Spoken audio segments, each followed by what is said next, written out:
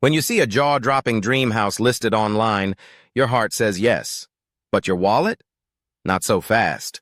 What if I told you that buying a home you can't truly afford is one of the fastest ways to financial disaster? And it's a trap many fall into every single day. The truth is, the dream home could turn into a nightmare of debt. And that's why this message might save you years of regret. So how much house can you really afford? Let's break it down in a way no one ever told you. Rule number 1. Your mortgage payment should never be more than 28% of your monthly income. Sounds simple, right? But here's where most people mess up. They forget about the extras.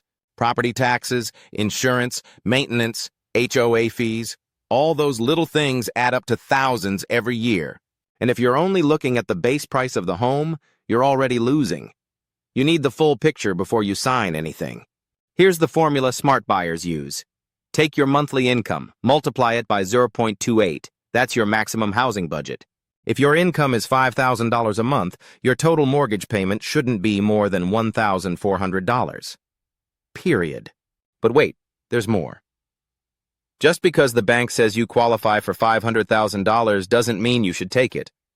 Banks love to stretch you thin. Don't let them. You want freedom, not stress. A smaller home with no money fights beats a dream home that keeps you awake at night. So here's the big question. Do you want a house that owns you or a home you actually own? Choose wisely. Your future self will thank you.